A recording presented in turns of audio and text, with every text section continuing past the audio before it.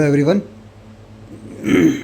तो बेटा इस लेक्चर में जो है ये हम लोग फ्रैक्शनल पार्ट फंक्शन के बारे में डिस्कस करेंगे, है ना। इससे पहले हमने ग्रेटेस्ट इंटीजर फंक्शन और मॉडुलस फंक्शन और इसके अलावा अपन ने सिग्नम फंक्शन के बारे में जो है पिछले लेक्चर में कवर किया था। अगर आपने अभी तक नहीं देखा है तो जाके एक बार उसको ज़रूर देखें, उसके बाद इस लेक्चर पे आएँ। तो इस लेक्चर में बेसिकली अपन फ्रैक्शनल पार्ट फंक्शन के बारे में डिस्कस करेंगे और एल्जेब्रिक फंक्शंस की डोमेन, रेंज, इनके बारे में जो है डिस्कस करने की कोशिश करेंगे, कितना कवर कर पाते हैं उस हिसाब से। ठीक है, तो चलिए शुरू करते हैं अपन। तो बेटा फ्रैक्शनल पार्ट फंक्शन देखो, फ्रैक्शनल पार्ट फंक्शन क्या होता है। सबसे पहले हम देखेंगे कि इसको डिनोट किससे करते हैं। इसको डिनोट करते हैं करली ब्रेसेस से, है ना। देखो यहाँ पे फ्रैक्शनल पार्ट अगर मुझे लिखना है तो ये है, इसका मतलब है कि x का फ्रैक्शनल पार्ट लिखा हुआ है। x जो है कोई भी नंबर है, x is any number, real number है। फिर मैं x जो है वो कोई भी रियल नंबर है, उसका फ्रैक्शनल पार्ट का मतलब क्या है, ये x हो गया, ये अपना उसका क्या हो गया, फ्रैक्शनल पार्ट हो गया। ठीक है, अभी मैं सिर्फ नोटेशन बता रहा हूँ कि लिखते कैसे हैं। उसके बाद ये जो है अपना, ये अपन पढ़ चुके हैं, ये अपना ग्रेटेस्ट इंटीजर हो गया उस x का। तो देखो एग्जाम्पल के लिए अगर मैं बताऊँ आपको ना, अगर मैं लिखता हूँ 2.3, तो बेटा ये जो नंबर है ना, ये 2 + 0.3 से बना हुआ है। तो यहाँ एक इंटीजर है और एक फ्रैक्शनल वाला पार्ट है। तो इंटीजर को तो बेटा बोलते हैं अपन, इंटीजर निकाल लेते हैं किससे, ग्रेटेस्ट इंटीजर फंक्शन से अपन इंटीजर फाइंड आउट कर लेते हैं। ये जो फ्रैक्शनल वाला पार्ट है ना, इसको अपन फाइंड करते हैं फ्रैक्शनल पार्ट फंक्शन से। तो अगर 2.3 का फ्रैक्शनल पार्ट कहीं लिखा है, इसका मतलब ये है कि इस नंबर में जो फ्रैक्शनल वाला पार्ट है उसको अपने को फाइंड आउट करना है। अब इसकी कुछ रिस्ट्रिक्शंस हैं बेटा, पहले देख लो। अच्छा, अब ये बात और, अगर कोई नंबर है 2.3 से मैंने यहाँ बताया आपको, अगर कोई नंबर है उसको हम इंटीजर प्लस फ्रैक्शन पार्ट के फॉर्म में लिख सकते हैं। अब अगर मैं वेरिएबल के फॉर्म में लिख कर दिखाऊँ, कोई नंबर x जो है उसका ग्रेटेस्ट इंटीजर प्लस उसके फ्रैक्शन पार्ट के फॉर्म में लिख सकते हैं उसको, है ना। तो ये अपने पास क्या है, एक बेसिक इक्वलिटी होल्ड होगी, हमेशा ही हो गई। तो ठीक है भाई। अब देखो सबसे इम्पोर्टेंट चीज़ ये है बेटा कि ये डेसिमल वैल्यू है। अब डेसिमल वैल्यू मतलब ये 0 से लेके 1 तक वेरी करेगी, 0 से लेके 1 तक वेरी करेगी। अब देखो इट इज़ ऑलवेज पॉजिटिव, देखो पढ़ लेते हैं क्या लिखा है कि it is a decimal valued function which is always positive. अब इस बात को समझो बेटा कि ये बोलना क्या चाह रहा है कि ऑलवेज पॉजिटिव का क्या मतलब है। देखो मैं कुछ एग्जांपल्स दूंगा, है ना, उसके थ्रू अपन जो है समझने की कोशिश करेंगे। अभी मैं यहाँ लाइन खींच दे रहा हूँ। देखिए फ्रैक्शनल पार्ट ऑफ 2.3 अपन ने देखा, मान लो फ्रैक्शनल पार्ट ऑफ 2.7 कितना होगा बेटा, 0.7। फ्रैक्शनल पार्ट ऑफ 5 कितना होगा, अब 5 तो पूरा एक इंटीजर है, इसका क्या ही फ्रैक्शनल पार्ट होगा, इसमें फ्रैक्शनल पार्ट कितना है, 0 है। अब बात करते हैं फ्रैक्शनल पार्ट ऑफ -1.3 की। ध्यान रखना बेटा, फ्रैक्शनल पार्ट इसको जो है मैं ऐसे नहीं लिखूँगा और ये नहीं बोलूँगा कि इसका मैं जो है 1 जो है क्या है इसका GIF होगा और -0.3 जो ग्रेटेस्ट फ्रैक्शनल पार्ट होगा, ये सब बोलना गलत है। फ्रैक्शनल पार्ट जो बेटा हमेशा क्या होता है, पॉजिटिव होता है, ध्यान रखना इस चीज़ का। तो अब मुझे ये बताओ कि भाई साहब -1.3 का ग्रेटेस्ट इंटीजर कितना होता है, अपन ने पढ़ा था -2 होता है। ठीक है, तो इसको हम लिखेंगे -2 + 0.7। तो बेटा -1.3 का जो ग्रेटेस्ट इंटीजर है वो है -2 और जो फ्रैक्शनल पार्ट है बेटा वो है 0.7। फ्रैक्शनल पार्ट हमेशा ही पॉजिटिव होगा, ध्यान रखना इस चीज़ का, हमेशा ही क्या होगा, पॉजिटिव।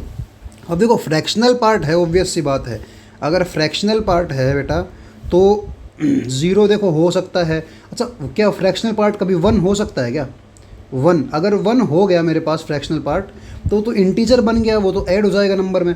तो ध्यान रखना मेरे पास जो फ्रैक्शनल पार्ट है ना बेटा वो वेरी करता है क्लोज 0 से ओपन 1 तक, क्योंकि 0 हो सकता है फ्रैक्शनल पार्ट और 1 कभी नहीं हो सकता है। आई बात समझ में। अब देखो बात करते हैं इसकी डोमेन के बारे में। तो देखो सीधी सीधी बात है, डोमेन मतलब ऐसी वैल्यूज़ जिसके लिए मेरे पास फंक्शन जो है डिफाइंड रहे। तो इसमें तो कुछ भी डाल दो ना बेटा, हम कुछ भी डाल सकते हैं इसमें। तो इसकी डोमेन तो मेरे पास R हो जाएगी, कुछ भी क्यों डाल सकते हैं सर, अरे कोई ऐसी वैल्यू है ही नहीं जो इस फ्रैक्शनल पार्ट को मेरे लिए क्या बनाए, नॉट डिफाइन बना दे। सही बात है। तो अपने पास इसकी डोमेन आ गई R। अब रेंज क्या होगी, अरे आप इसमें इन डोमेन कुछ भी डाल लो, रेंज मेरे पास क्या आएगी, सिर्फ और सिर्फ 0 से 1 तक ही तो आएगी रेंज से, उसके बाद तो कुछ आ ही नहीं सकती है। क्योंकि जैसे ही मैं बात करता हूँ भाई साहब 0.5 के फ्रैक्शनल पार्ट की, तो 0.5 नंबर में फ्रैक्शनल पार्ट कितना है 0.5 ही है। बात करता हूँ 0.9 की, इसमें फ्रैक्शनल पार्ट कितना है 0.9 ही। जैसे ही मैं बात करता हूँ 1.2 की, तो 1 जो एक्स्ट्रा इंटीजर आ गया उसको हटा के सिर्फ फ्रैक्शनल पार्ट 0.2 लिखना है मेरे को। आई बात समझ में? तो 0.5 से 0.9 गया, फिर वापस 0.2 के पास चला गया अपने पास फ्रैक्शनल पार्ट। इसका मतलब 1 से बड़ा नहीं होता है। आई बेटा बात समझ में? अब बात करते हैं फ्रैक्शनल पार्ट के ग्राफ की। तो ग्राफ क्या होता है फ्रैक्शनल पार्ट का, कैसे बनाते हैं? देखो, फ्रैक्शनल पार्ट का ग्राफ बनाने के लिए अपन एक्स और वाई एक्सिस खींच लेते हैं, और कुछ ये 0 है, 1 2 3 4 5 -1 -2 -3।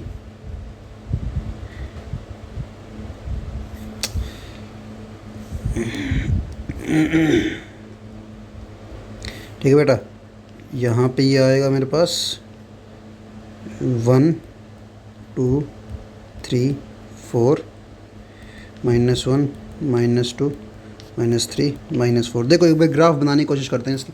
अच्छा ये बताओ, जब मेरे पास 0 से 1 के बीच में x रहेगा, जब मेरे पास 0 से 1 के बीच में x रहेगा, मैं 1 की बात अभी नहीं कर रहा हूँ, 0 की बात करूँगा सिर्फ। 0 से 1 के बीच में रहेगा तो इसका फ्रैक्शनल पार्ट कितना होगा? देखो एग्जाम्पल्स के थ्रू कर लेते हैं अपन। एग्जाम्पल के लिए अगर मैं बोलूँ कि भाई साहब 0.3 का फ्रैक्शनल पार्ट कितना होगा, पूरा 0.3 ही होगा। 0.5 का फ्रैक्शनल पार्ट कितना होगा? 0.5 ही होगा। 0.8 का फ्रैक्शनल पार्ट कितना होगा? 0.8 ही होगा। 0.9999 इसका फ्रैक्शनल पार्ट कितना होगा? यही होगा 0.99, क्योंकि मुझे इंटीजर हटा देना है, इनमें से कोई इंटीजर है ही नहीं, तो मेरे पास ये फ्रैक्शनल पार्ट होंगे इसका। तो देखो ऐसा नहीं लग रहा है कि 0 से 1 के बीच में जो इनपुट डाल रहा हूँ मेरे पास वही आउटपुट निकल के आ रहा है। तो अगर मैं इनपुट x को बोलता हूँ और आउटपुट अगर y को बोलता हूँ, तो क्या मेरे पास ये नहीं लग रहा है भाई साहब कि 0 से लेके 1 में मेरे पास y is equals to x का ग्राफ बन रहा है? क्यों? क्योंकि जो इनपुट डाला है मैंने 0.3, आउटपुट भी 0.3, इनपुट 0.5, आउटपुट भी 0.5, तो जो इनपुट है वही आउटपुट होगा। सही बात है। तो 0 से लेके 1 तक क्या होगा भाई? अब x इक्वल्स टू 0 पे 0, बट x इक्वल्स टू जब मैं 1 की बात करता हूँ, देखना 1 का फ्रैक्शनल पार्ट कितना होगा? 0 होगा। तो 1 पे भी वैल्यू 0 होगी, मतलब हर इंटीजर का फ्रैक्शनल पार्ट कितना होगा बेटा? हर इंटीजर का फ्रैक्शनल पार्ट होगा 0। तो इंटीजर्स पे 0 आ रहा है फ्रैक्शनल पार्ट। ठीक है भाई। अब देखो, जैसे ही 0 से 1 के बीच में बात करूँगा, जैसे ही 0 से 1 के बीच में बात करूँगा, तो y is equals to x जो है ये वाला ग्राफ बनेगा मेरे पास। तो बना दो। देखो 1 पे जो है ओपन रहेगा इस तरीके से, ये बन गया। अब जैसे ही मैं बात करता हूँ भाई साहब अब मैं बात करूँगा है ना 1 से 2 के बीच में, तो 1.2 का फ्रैक्शनल पार्ट 0.2, ठीक है। 1.3 का फ्रैक्शनल पार्ट बेटा 0.3, है ना। 1.5 का फ्रैक्शनल पार्ट बेटा 0.5, 1.9 का फ्रैक्शनल पार्ट बेटा 0.9। ऐसा नहीं लग रहा है कि जो इनपुट डाला है उसमें से 1 माइनस करके ही मेरे पास जो है आउटपुट आ रहा है? इनपुट 1.9 डाला, 1 माइनस किया तो 0.9 बना। इनपुट 1.5 डाला, इसमें से 1 माइनस किया, आउटपुट मेरे पास 0.5 बन गया। इनपुट 1.3 डाला, आउटपुट 0.3 है, जो कि इनपुट से 1 माइनस करके आ रहा है। इसका मतलब ये हुआ 1 से 2 में मेरे पास कोई इनपुट का जो डाल रहे हैं उसमें से 1 माइनस करके आउटपुट मिल रहा है, मतलब y equals to x minus 1 का ग्राफ बनेगा, जो कि बेटा ऐसा बनता है। तो अभी तो अपने को पैटर्न दिख गया होगा कि भाई साहब ये जो है ग्राफ मेरे पास हर बार ऐसे ही बनेंगे। ठीक है। तो यहाँ भी ये ग्राफ इस साइड भी ऐसे ही ग्राफ बनेंगे अपने पास। ठीक है बेटा। तो नीचे की साइड लिख देता हूँ इनको मैं थोड़ा। चलो ये अपने पास यहाँ भी ग्राफ जो है ऐसे ही बनेंगे अपने पास।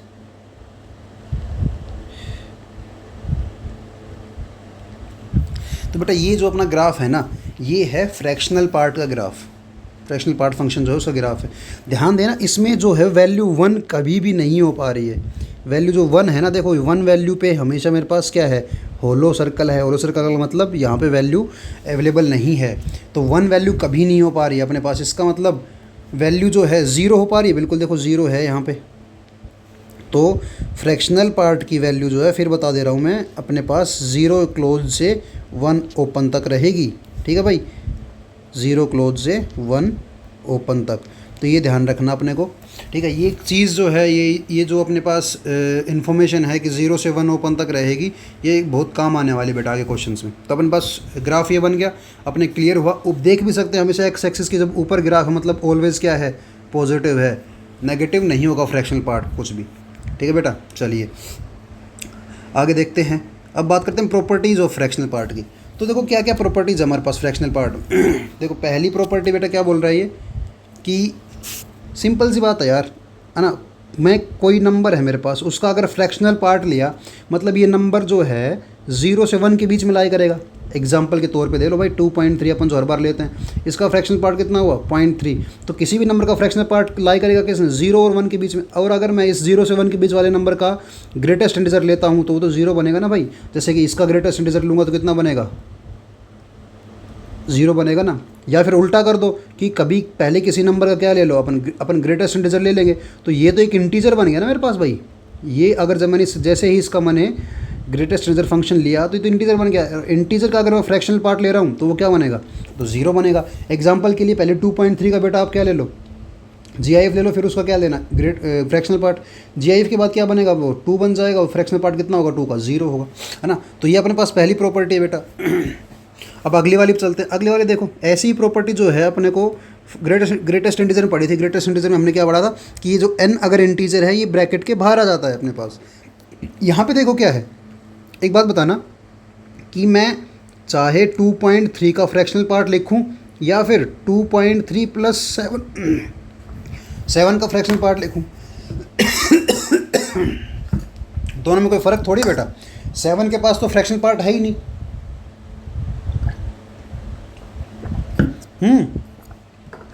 अब 7 के पास अगर फ्रैक्शनल पार्ट है ही नहीं तो ये तो फ्रैक्शनल पार्ट देने में कंट्रीब्यूट करेगा ही नहीं। तो इसको अगर मैं यहाँ से उड़ा भी दूँ तो कोई दिक्कत नहीं है, सही बात है ना।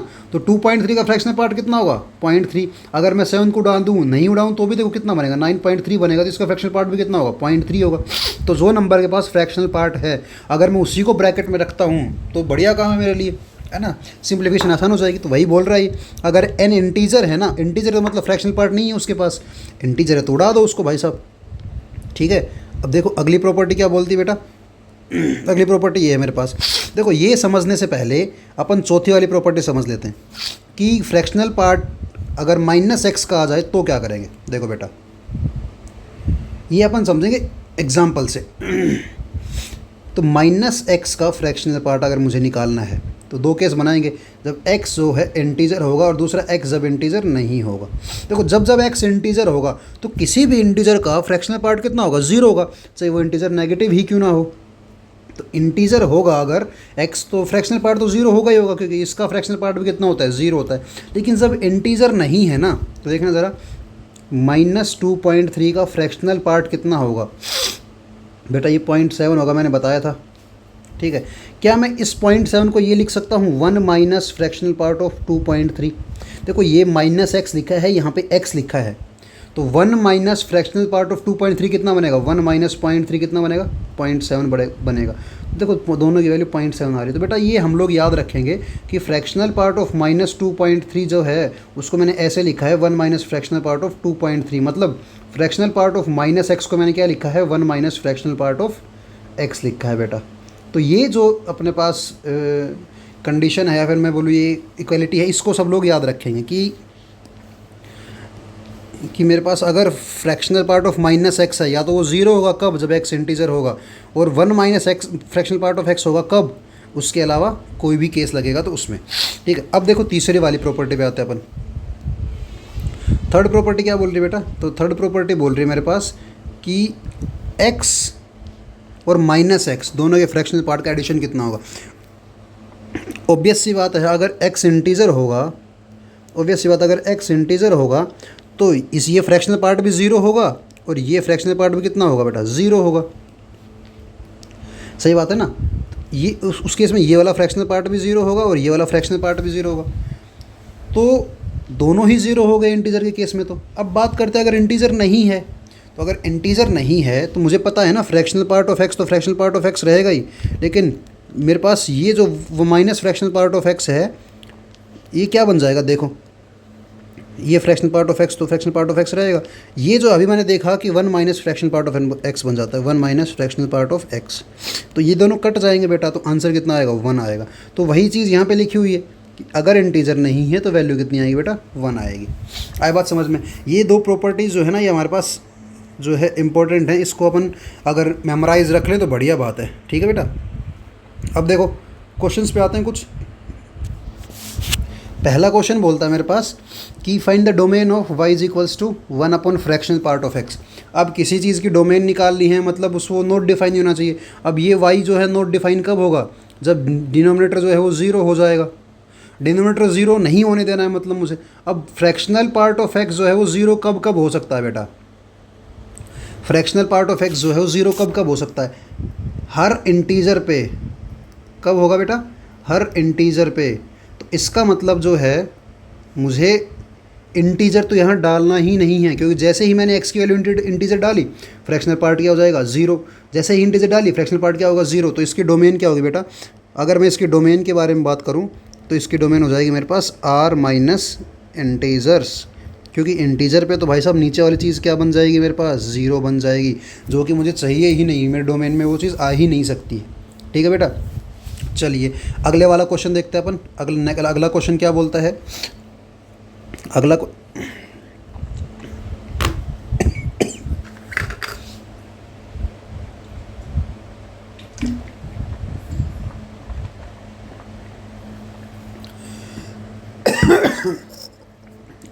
एक मिनट बेटा।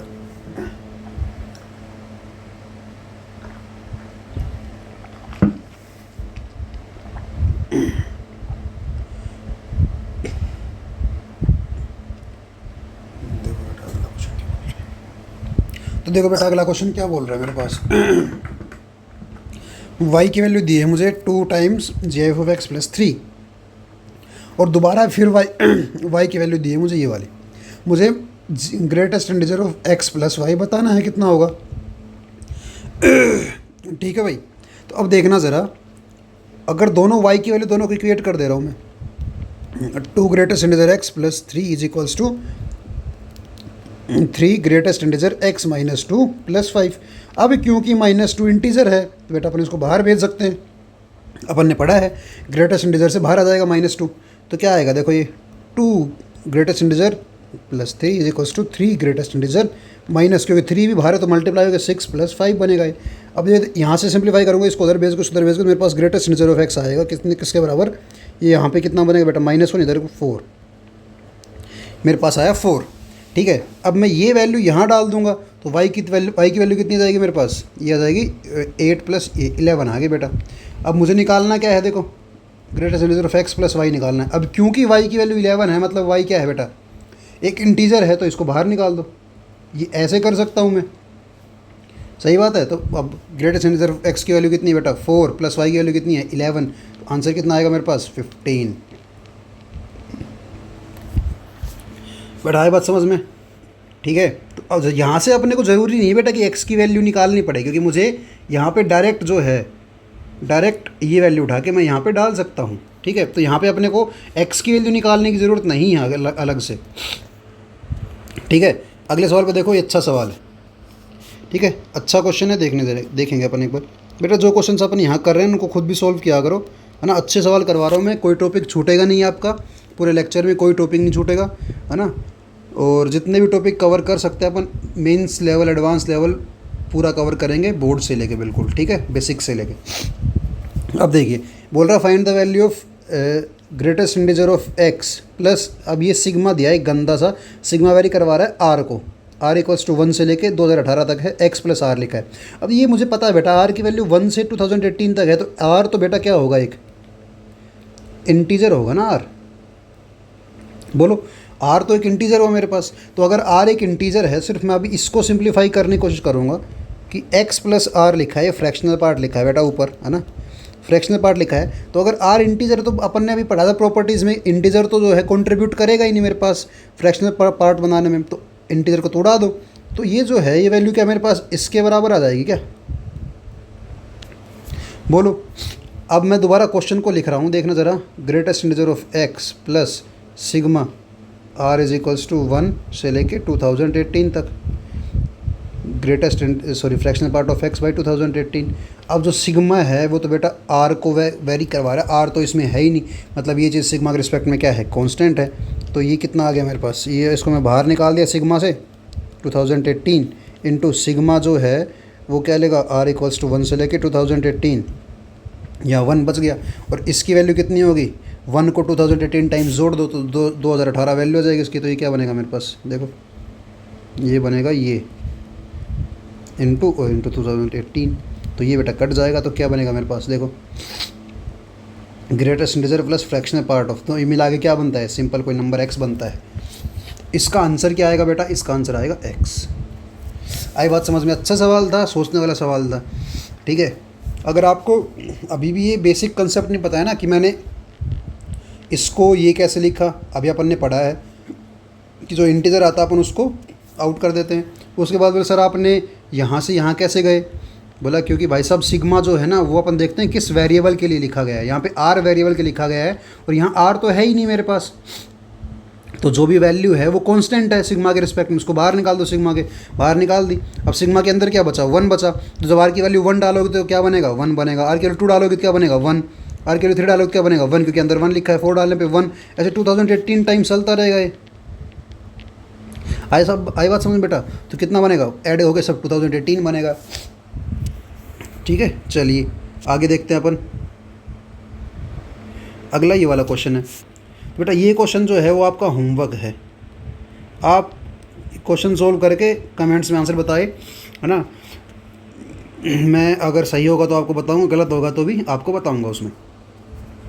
अब बात करते हैं अगले क्वेश्चन की। ये क्वेश्चन सोल्व कैसे करना है ना, यहाँ 2 स्टार लगे इसलिए मैंने आपको होमवर्क में दिया है, अच्छा सवाल है। इसको सोल्व किस तरीके से करना है ना वो मैं बता देता हूँ आगे वाले क्वेश्चन में। देखो उस क्वेश्चन को भी ऐसे ही सोल्व करना है। जब भी मेरे पास फ्रैक्शनल पार्ट है ना, ये वाला ग्रेटेस्ट इंटीजर पार्ट और x तीनों ही अगर मेरे पास इमेज में आ जाए ना, तो पूरे इक्वेशन को फ्रैक्शनल पार्ट और ग्रेटेस्ट इंटीजर में कन्वर्ट कर लो, फ़ायदा रहता है। देखो कैसे, यहाँ x जो है, इस x को मैं क्या लिख दे रहा हूँ बेटा, इस x को मैं लिख दे रहा हूँ मेरे पास greatest integer x equals to greatest integer plus fractional part, ठीक। अब देखो मेरे पास इक्वेशन क्या बनेगी, मेरे पास इक्वेशन बनेगी greatest integer plus fractional part is equals to 4 times fractional part minus greatest integer. Simplify करूँगा तो इधर उधर जाके तो मेरे पास बनेगा ये 3 और ये 2, तो मेरे पास बनेगा 2 greatest integer is equals to 3 times fractional part बनेगा बेटा, है ना। अब देखो जब भी ऐसे इक्वेशन बने ना fractional part of greatest integer में, तो बेटा यहाँ ना चाहे लिख लो कि हमेशा इस टाइप की हमें कोई चीज़ बनानी है कि fractional part is equals to something, इसका फ़ायदा होगा बहुत तगड़े वाला। अब देख मैं अपन आगे देखेंगे क्या फ़ायदा होगा। तो मैं यहाँ भी इसको भी इस तरीके से सिंप्लीफाई कर रहा हूँ कि भाई साहब fractional part of x equals to 2/3 into greatest integer. अब देखो मुझे यहाँ पे x की वैल्यू निकालनी है, क्या क्या होंगी, है ना। तो एक बात बताओ कि अगर मुझे x की वैल्यू निकालनी है तो अब ये जो मेरे पास ये वैल्यू है ग्रेटेस्ट इंटीजर ऑफ x, ये हमेशा ही क्या रहेगी, एक इंटीजर रहेगी, रहेगी कि नहीं रहेगी। तो बेटा यहाँ पे अब मैं अलग अलग वैल्यूज़ पुट कर करके देखूँगा, अलग अलग वैल्यूज़ पुट कर करके देखूँगा, उसके बाद मैं उसको क्रॉस वेरीफाई करूँगा अपने फ्रैक्शनल पार्ट से। एग्जांपल के तौर बता रहा हूँ मैं, देखो मैं अपनी तरफ से फ्रैक्शनल ग्रेटेस्ट इंटीजर पुट करूँगा, फ्रैक्शनल पार्ट मेरे पास निकल के आएगा यहाँ से, और उसके बाद मेरे को x बताना है।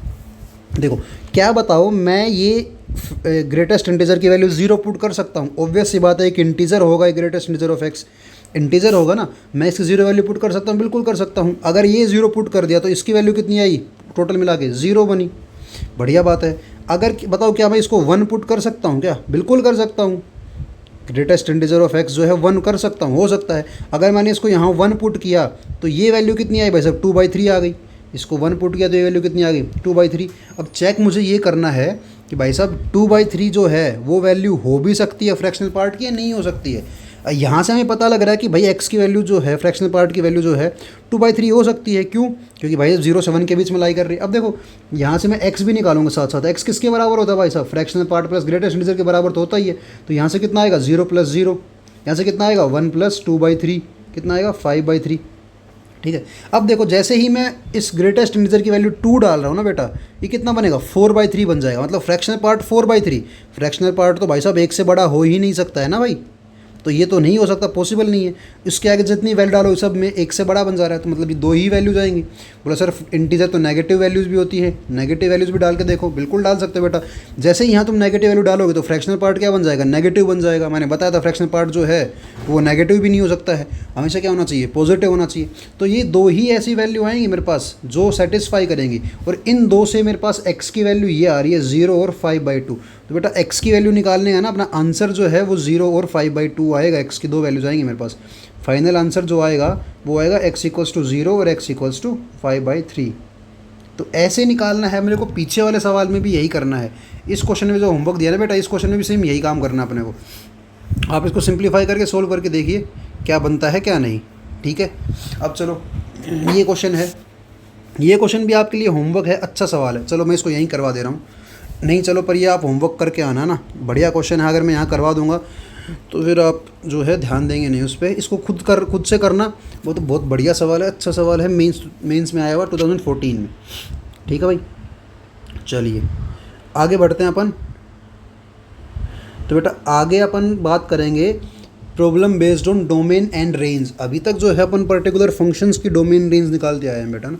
अभी we will discuss about domain and range of algebraic functions. अब देखो डोमेन निकालने के लिए अपने को ये पता होना ज़रूरी है कि कौन सा फंक्शन कहाँ पे नोट डिफाइन होता है, या फिर कौन सा फंक्शन किस जगह पे डिफाइंड नहीं होता है।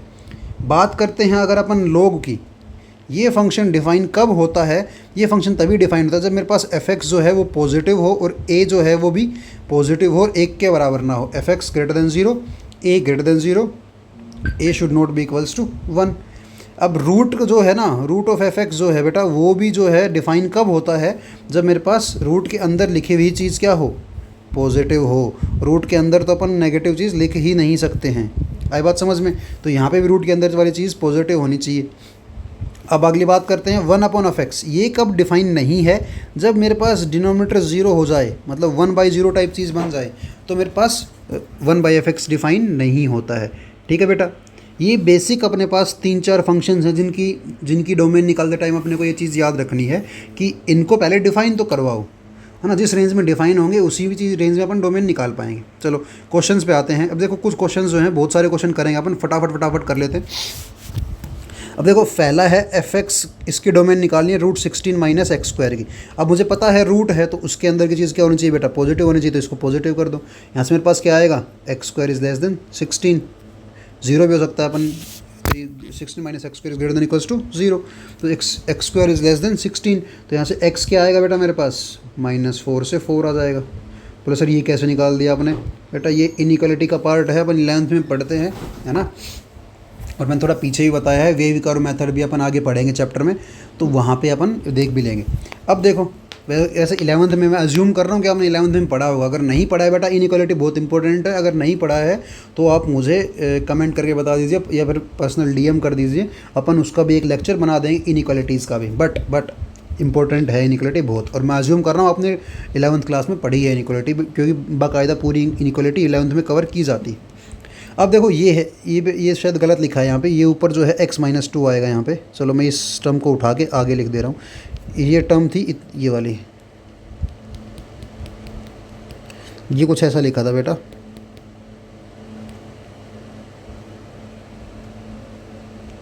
mod of x - 2 upon x + 2। अब मुझे अगर इसकी डोमेन निकालनी है तो रूट के अंदर जो भी लिखा है वो पॉजिटिव होना चाहिए, मतलब 1 - x अपॉन 1 + x क्या होना चाहिए बेटा, पॉजिटिव होना चाहिए, > 0। और यहाँ पे ये वाली चीज़ भी क्या होना चाहिए, रूट के अंदर लिखी है ये भी x + 2 upon x - 2 upon x + 2, ये भी क्या होना चाहिए, पॉजिटिव, और या फिर > 0 होना चाहिए, ठीक है। अब देखो यहाँ पे मैं क्या करूँगा भाई साहब, क्रिटिकल पॉइंट्स बनाओ। ये बनेगा -1 से 1, ऊपर वाले से क्रिटिकल पॉइंट क्या आएगा बेटा, 1 - x = 0 करने पे x = 1 आएगा, नीचे वाले से क्या आएगा, x = -1 आएगा, ठीक है। तो मेरे पास यहाँ पे इस रेंज में नेगेटिव आएगी वैल्यू, इसमें पॉजिटिव, इसमें नेगेटिव, तो मेरे पास आंसर क्या आएगा बेटा, आंसर आएगा। अब देखो -1 से मुझे चाहिए कौन सा, यहाँ पे देखो मुझे यहाँ पे चाहिए पॉजिटिव वैल्यू, तो पॉजिटिव कहाँ आ रही है, -1 से 1 के बीच में, तो मेरे पास आएगा -1 से 1 आएगा x। अब क्लोज ब्रैकेट लगाना है या ओपन ब्रैकेट लगाना है वो कैसे पता लगेगा? देखो बेटा, मुझे इक्वल टू 0 बनाना है, ध्यान रखना x इक्वल्स टू -1 पे ये नोट डिफाइन बन जाएगा, तो -1 पे जो है ओपन ब्रैकेट आएगा। लेकिन x इक्वल्स टू 1 डालने पे ऊपर वाली चीज़ 0 बन जा रही है, मुझे इक्वल टू 0 चाहिए, तो x इक्वल्स टू 1 भी मुझे चाहिए। तो ये देखो 1 पे जो है क्लोज ब्रैकेट आएगा, -1 पे ओपन ब्रैकेट आएगा। ठीक है, अब बात करते हैं इसकी। ये तो बोलता है मेरे पास कि x इतना होना चाहिए। अब इसकी बात करते हैं। देखो सिमिलरली यहाँ भी क्या आएगा, क्रिटिकल पॉइंट्स क्या आएंगे, -2 और 2, ऊपर से 2 आएगा, नीचे से जो है -2 आएगा, न्यूमरेटर से 2 आएगा। अब मुझे देखना है यहाँ प्लस होगा, यहाँ माइनस होगा, यहाँ प्लस होगा, मुझे चाहिए कौन सा? देखो ये प्लस वाला चाहिए मुझे, तो आंसर मेरे पास यहाँ x क्या आएगा, x आएगा -2 से इन्फिनिटी, सॉरी -इन्फिनिटी से 2, -2, -इन्फिनिटी से -2 यूनियन 2 से इन्फिनिटी। अब देखो मैं 2 या -2 पे कौन से में क्लोज ब्रैकेट लगाऊं, कौन से में ओपन, या दोनों में क्लोज आएगा क्या, देख लेते हैं एक बार। x इक्वल्स टू 2 डालने पे ये 0 बन जा रहा है इधर वाले, मुझे चाहिए, तो x इक्वल्स टू 2 पे क्या आएगा बेटा, मेरे पास क्लोज ब्रैकेट आएगा। x इक्वल्स टू -2 जो है नीचे डालने पे डिनोमिनेटर 0 बन जाएगा, मतलब नोट डिफाइन हो जाएगा, मुझे वो करना नहीं है, तो इसका मतलब -2 पे ओपन ब्रैकेट आएगा। तो मेरे पास जो है एक ये इंटरवल आ गया, दूसरा ये आ गया। तो अब मेरे को क्वेश्चन सोल्व करना है, तो ये वाली टर्म भी डिफाइन चाहिए, ये भी दोनों ही डिफाइंड चाहिए, मतलब ऐसी x की वैल्यू लूँगा जो मेरे पास इसको भी सेटिस्फाई कर जाए और इसको भी सेटिस्फाई कर जाए, मतलब इन दोनों का क्या ले लो, इंटरसेक्शन ले लो। अब देखो बड़ा इंटरेस्टिंग आ रहा है, मुझे दिख रहा है इनका इंटरसेक्शन कुछ होगा ही नहीं। अगर इंटरसेक्शन निकालना नहीं है तो बेटा तो नंबर लाइन पे इंटरसेक्शन निकाला करो, है ना। ये बोल रहा है मेरे पास, देखो यहाँ -2 है, -1 है, 0 है, 1 है, 2 है, ये वाली चीज़ बोल रही है मेरे पास कि -1 से 1 तक ये वाला एरिया लेंगे अपन। लेकिन जो ये वाला विंटर वाला वो बोल रहा है कि -इन्फिनिटी से -2, मतलब ये वाला, और 2 से इन्फिनिटी ये वाला। तो दोनों में कॉमन एरिया कौन सा आ रहा है? एक तो बोल रहा है भाई साहब ये ले लो, है ना, और एक बोल रहा है कि आप ना ये वाला एरिया ले लो। दोनों में कॉमन एरिया कौन सा आ रहा है? कोई एरिया आ ही नहीं रहा कॉमन, तो बेटा इसका मतलब कि कोई भी x की वैल्यू जो है इसको सेटिस्फाई नहीं करेगी। तो यहाँ आंसर क्या आएगा, x बिलोंग्स टू 5। आई बात समझ में? तो ये अपने को जो है चीज़ें ध्यान रखनी है डोमेन निकालते टाइम। अब जैसे अगले वाले की अगर मैं बात करता हूँ बेटा, बहुत सारे क्वेश्चन अपन सारे ऑब्वियसली बात सोल्व नहीं कर पाएंगे, मैं आपको दिखा दूंगा, आप जो है घर पे प्रैक्टिस खुद कर सकते हैं। ठीक है, अब देखो अगर मैं बात करता हूँ इसकी, अगर मैं इसके बारे में बात करूँ, f(x) equals to 1/2 minus root x, sorry √2 minus mod x। देखो बेटा यहाँ पे फिर से वही बात है, रूट के अंदर चीज़ है और डिनोमिनेटर में भी आ रही है। तो पहली बात तो भाई साहब 2 माइनस मोड x जो है वो 0 नहीं होना चाहिए, सीधी बात है, ये 0 नहीं होना चाहिए। दूसरी 2 माइनस मोड x जो है, चलो हाँ इसको मैं ग्रेटर देन ही 0 कर दूँ तो बढ़िया बात रहेगा। ग्रेटर देन 0 करने पे रूट के अंदर नेगेटिव वैल्यू भी नहीं आएगी, और अगर 0 से बड़ा हुआ तो यहाँ 0 भी नहीं आ पाएगा। तो इसको सोल्व करो, ये क्या बोलेगा मेरे पास, ये बोल रहा है मोड x जो है वो 2 से छोटा होना चाहिए। अब इस इनइक्वालिटी कैसे सोल्व करते हैं बेटा, ये भी अपने को बताया हुआ है। अगर मोड x 2 से छोटा है तो x जो है ना बेटा वो क्या आएगा, -2 से 2 के बीच में आएगा अपने पास। फिर बता रहा हूँ बेटा, अगर इनइक्वालिटी नहीं आती है तो कमेंट करके बता दीजिए, अपन एक लेक्चर ले लेंगे पूरा इनइक्वालिटी का, अच्छा खासा लेक्चर होगा जो कि सबसे इंपॉर्टेंट है। इनइक्वालिटी हर चैप्टर में यूज़ होगी अपने पास। अब देख जैसे ये वाला क्वेश्चन है अपने पास, तो इसमें क्या है, देखो लॉग आ रहा है और डिनोमिनेटर में आ रहा है। तो सबसे पहली चीज़ अपन ये देखेंगे कि भाई साहब नीचे वाली चीज़ जो है 0 नहीं होनी चाहिए, log 10 1 माइनस x जो है वो 0 नहीं होनी चाहिए। 0 को log कब होता है, जब मेरे पास आर्ग्यूमेंट में वैल्यू कितनी होती है, यहाँ पे वैल्यू जो 1 आ जाती है तो log 0 हो जाता है। तो आर्ग्यूमेंट मतलब 1 नहीं होना चाहिए, मतलब 1 माइनस x जो है वो 1 के बराबर नहीं होना चाहिए, मतलब x की वैल्यू जो है वो 0 के बराबर नहीं होनी चाहिए। अगर x 0 होगा तभी तो आर्ग्यूमेंट में 1 बनेगा ना भाई, तो x के लिए 0 नहीं होनी चाहिए। एक तो मेरे पास ये आ गया। दूसरा बोल रहा है कि भाई साहब log के अंदर जो वैल्यू है वो पहले log को डिफाइन तो करो। log को डिफाइन करने का मतलब क्या है भाई साहब, ये जो मेरे पास आर्ग्यूमेंट है ये वैल्यू पॉजिटिव तो होनी चाहिए, है ना। तो ये पॉजिटिव भी होना चाहिए, यहाँ से आएगा x लेस देन 1। तो पहली और दूसरी दोनों को मैं देखूंगा, अगर मैं नंबर लाइन में बना के देख भी लेता हूँ ना भाई साहब, तो ये बोल रहा है कि भाई साहब 0 और 1, ये बोल रहा है कि 1 से छोटा आना चाहिए, ये बोल रहा है 0 नहीं आना चाहिए। तो आंसर क्या आएगा कि बोला भाई x को 1 से छोटा कर दो, मतलब -इन्फिनिटी से 1 तक कर दो, और उसमें से तुम बस 0 हटा दो, क्योंकि 0 पे जो है वो नोट डिफाइन बन जाएगा मेरे पास। तो ये अपने पास बेटा क्या आ जाएगा, आंसर आ जाएगा। ठीक है, अब चलो ये वाला क्वेश्चन देखते हैं अपन। Mod of root of sine x. अगर रूट ऑफ साइन एक्स है मेरे पास, इसका मतलब साइन एक्स क्या होना चाहिए, पॉजिटिव होना चाहिए। ठीक है, अब देखो अगर मैं ग्राफ की ही बात करता हूँ ना बेटा, सॉरी ग्राफ बोल रहा हूँ, क्वाड्रेंट की ही बात करता हूँ, क्वाड्रेंट्स की, तो साइन एक्स पहले और दूसरे क्वाड्रेंट में जो है ना वो पॉजिटिव होता है। सही बात है, साइन एक्स यहाँ पे पॉजिटिव होता है मेरे पास। और यहाँ जो है ना, अगर यहाँ पे ज़ीरो एंगल मानता हूँ तो यहाँ पे पाई एंगल बनेगा, है ना। यहाँ पे अगर मैं 2 पाई एंगल मानता हूँ, यहाँ पे 3 पाई एंगल बनेगा बेटा।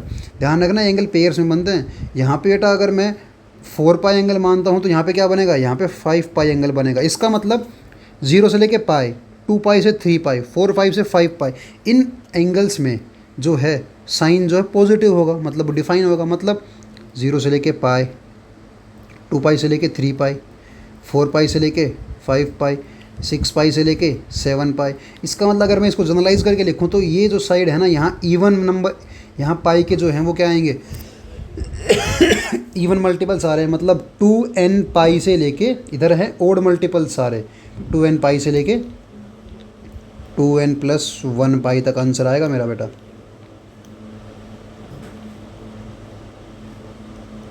ठीक है, तो ये अपने पास क्या होगा, ये आंसर होगा कि अगर मेरे पास x जो है इनके बीच में आ रहा है तो भाई साहब हमेशा ही कि साइन x क्या होगा, पॉजिटिव होगा, और ये रूट भी क्या होगा, डिफाइन होगा। अब देखो बेटा बहुत सारे क्वेश्चंस हैं, अपन जो है सारे क्वेश्चंस नहीं कर सकते हैं। आप जो है स्क्रीनशॉट ले लीजिए, अब खुद ट्राई कीजिए। मैं आंसर जिसका मुझे याद बता दे रहा हूँ। इसका आंसर जो है ना, इसका आंसर आर है, इसकी डोमेन आर है। यहाँ आप कुछ भी डाल सकते हैं। ठीक है, देखो कितने अच्छे अच्छे सवाल हैं अपने पास, सारे बढ़िया बढ़िया क्वेश्चन से। आप जो है इनका स्क्रीनशॉट ले लीजिए, सारे बढ़िया बढ़िया क्वेश्चन हैं। ठीक है, ये देखिए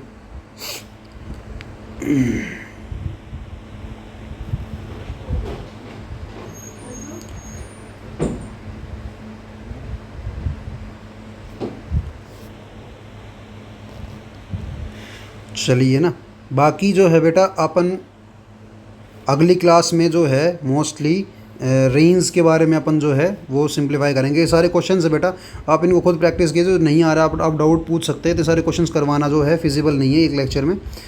मैंने आपको क्वेश्चंस बहुत सारे दे दिए हैं। चलिए, ये जो रेंज आएगा ना बेटा, अब डोमेन अपन ने इतने सारे क्वेश्चंस देख भी लिए हैं, करे भी हैं। अब बात करेंगे रेंज की, वो अपन अगले लेक्चर में करेंगे, है ना। तब तक के लिए पीछे का रिवाइज़ कर लीजिए। अगला लेक्चर भी इंपॉर्टेंट होगा बेटा। रेंज और डोमेन निकालना ना फंक्शन में सबसे इंपॉर्टेंट होता है, सबसे इंपॉर्टेंट। ठीक है, तो चलिए मिलते हैं अगले लेक्चर में।